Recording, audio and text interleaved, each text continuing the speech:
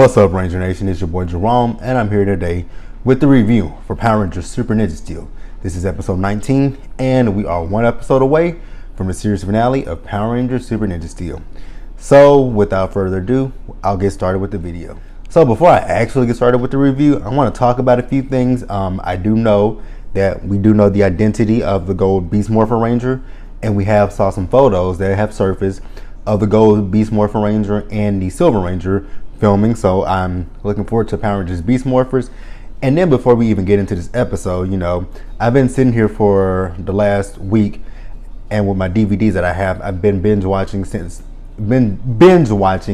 Power Rangers Turbo, Space, Lost Galaxy, older seasons of Power Rangers.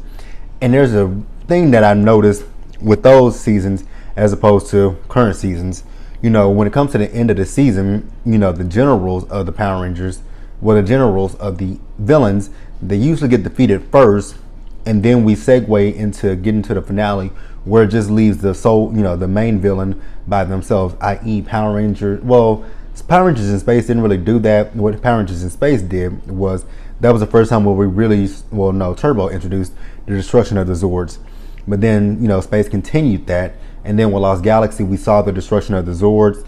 We saw the generals being defeated, Trakina destroying Villamax, DVI merging with Trakina and being destroyed.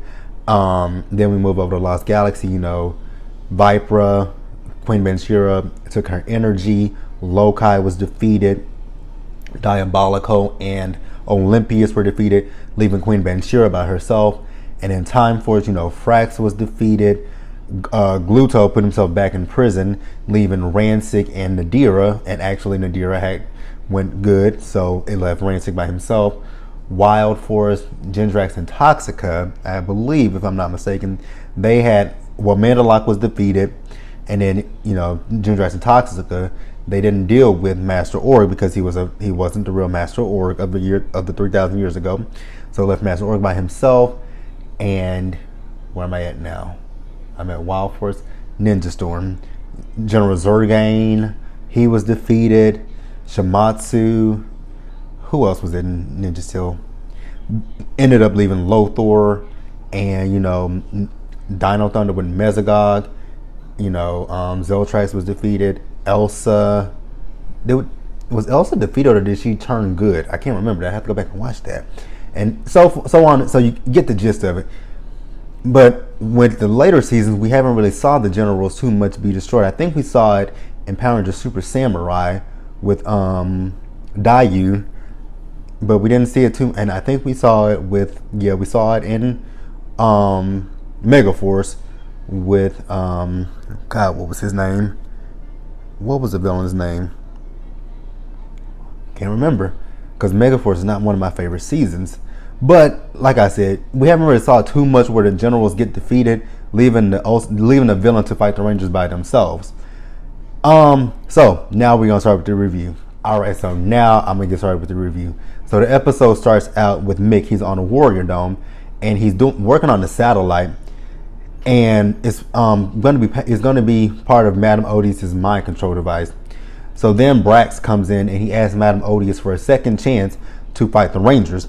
And Madame Odious tells Brax that there's no need for him to get a second chance to fight the Rangers, because what's going to happen is her mind control device is going to beam down to Earth and broadcast the show to the humans on Earth.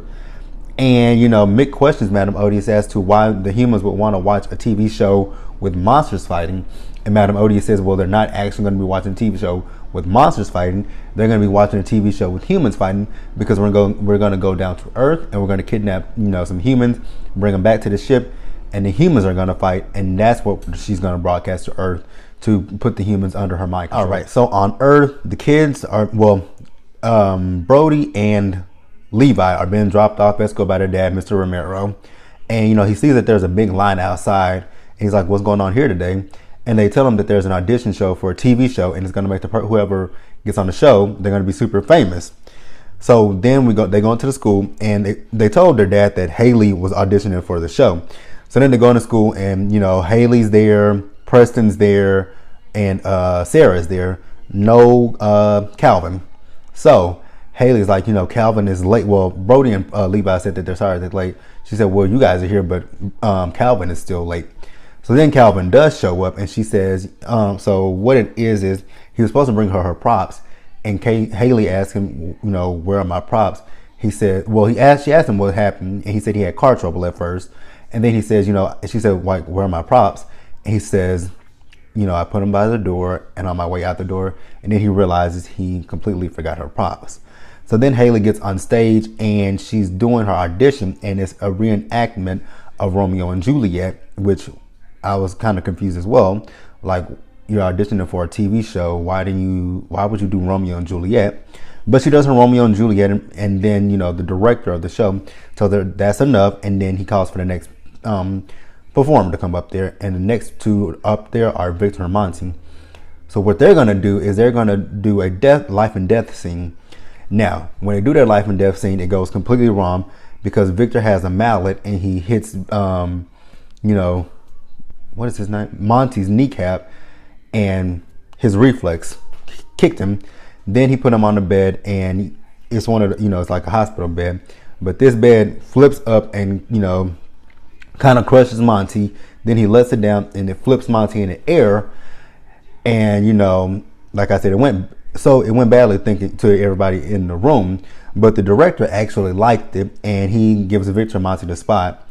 And Haley's like, I was much better than Victor and Monty. And she asked, Calvin, what was his opinion? And Calvin tells her, I thought Victor and Monty were funny, and I did not think that you doing Romeo and Juliet was, appropriate for that. And he said, it would have been better if you had props. She said, I would have had my props had you brought them, but you did forget them. So then we see Victor and Monty. They are outside with the director. They're asking him, about being famous, what it pays. And then we see the other Rangers. They're coming out, and Preston tells the Rangers that his cousin is having a party, and Brody asks him, where's the party? And they pay homage to the Mighty Morphin Power Rangers, Power Rangers Zeo, Power Rangers Turbo, Power Rangers in Space, by saying that the party is going to be in Angel Grove. I was like, yes, Angel Grove. Like, I love original Power Rangers. Now, I have a discussion with people on Twitter about it all the time. What's my favorite season? And I have people, everybody says original Mighty Morphin is their favorite, which is mine too. But Mighty Morphin is actually second place to me, because Power Rangers Lost Galaxy is my #1 favorite season, and then Mighty Morphin Power Rangers. Like, I love Lost Galaxy. That is the season that I live for. Like, I watch that season on repeat. So, so I love them saying Angel Grove. So then, the Rangers do see that,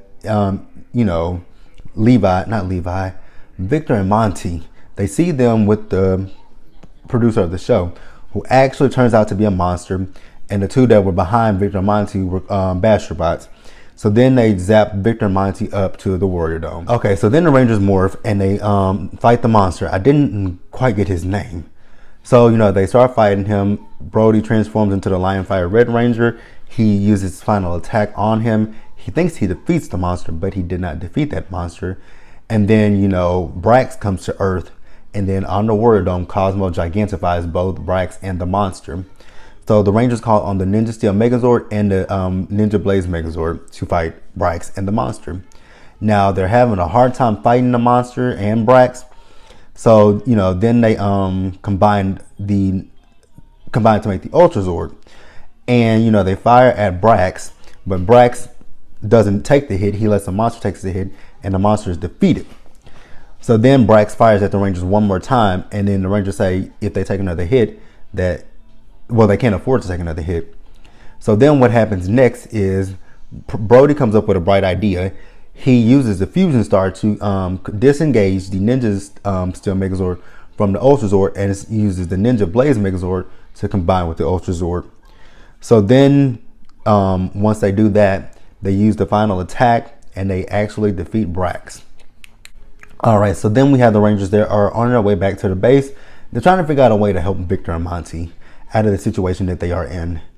And, Haley and Calvin are talking, and Calvin tells Haley, you know what? It's a good idea. Maybe it's a good thing that you didn't get, on the show, because then you would be in the same position as Victor and Monty. And Haley is upset because her feelings were hurt when she asked Calvin for his advice about his opinion on her audition. And he's saying that again, he's talking about how it could have been with the props. And she's like, well, you weren't there to help me rehearse. And like I said, she's upset because her feelings were hurt. And then they just actually break up with each other right there.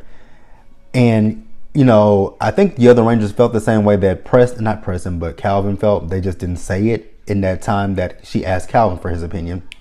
All right, so then on the Warrior Dome, Madonna, she is upset because her love Brax has been defeated. But then we see Victor and Monty, who are dressed up like two clowns. And then we see them, they go out to the main stage and they have these rubber mallets in their hand and they're hitting each other with it. And the crowd is booing them. So then they started dropping, little things down dropping things down to get them to run around. And I guess that excites the crowd. So then, Madonna goes to talk to Madame Odious. And what Madame Odious does is she, shoots the mind control beam down to Earth with the broadcast of the show. Now, what this does is anyone who watches this broadcast, they will instantly become under Madame Odious's control. So every TV on Earth is playing the fight with Victor and Monty. And it's actually on every single channel because we saw it in the high school with Principal Hastings. And she was trying to turn the channel. She's like, why are Victor and Monty on TV? And she's like, they're actually on every channel. So, like I said, every channel on Earth is broadcasting Victor and Monty. So regardless of if they turn the channel, they're still going to see Victor and Monty. And they're still going to be under Madame Odious's control. So then in the base, Redbot is, noticing this. He's like, that's the Warrior Dome. And then he is like, you know what? I got to figure out what's going on with this broadcast and why is it showing. Right. And then we had the other Rangers. They are walking back, I guess, to the base. And, Haley and Sarah are talking. And, Haley is still upset about Calvin and how she felt he was wrong. But Sarah takes the time to tell Haley, I actually do agree with what Calvin said. And Haley was like, well, did Calvin put you up to saying this? And Sarah says no. She said it was, I wasn't the only one who felt that. A lot of us felt it. And, and then Haley was like, but he didn't show up to help me. And, Sarah's like, but he's gotten better though, hasn't he? And she was like, she agreed with her. She said, let me call him. So then Haley calls Calvin and, Calvin is in the city where there are people who are under Odious's mind control. So, he sees Haley calling him, but he ignores the phone call. And then he walks by one of the TVs and he sees Victor and Monty. And now Calvin is under Madame Odious's mind control. So then we lastly see the other Rangers. They are going to the school. When they get to the school is closed. And then Principal Hastings comes to the door and she tells them that school is closed and for them to go home and watch TV. And they're like, what? So, Levi, he peeks into the school and he sees Basherbots in the school. And then they get a call from Redbot. And Redbot tells them not to watch the TV because Madame Odious has a mind control through the TV. So then, Mick, he beams down from the Warrior Dome to the school. And the Rangers see Mick. And then they finally put it together that Mick never went to the Lion Galaxy. And that Mick is under Madame Odious's mind control. So then we see Madame Odious, she and Madonna's in the school. And they're taking the humans out. And they're taking the humans back to the ship to prepare for phase 2 of Madame Odious's ultimate plan. So this is episode number 19. Like I said, next week is the series finale of Power Rangers Super Ninja Steel. And then we have the Christmas episode. And then we'll go into Power Rangers Beast Morphers. And like I said, I'm super duper excited about Power Rangers Beast Morphers. Let me know what you guys think about this episode, this season, and let me know what you guys are expecting to see from Power Rangers Beast Morphers, and I will see you guys later.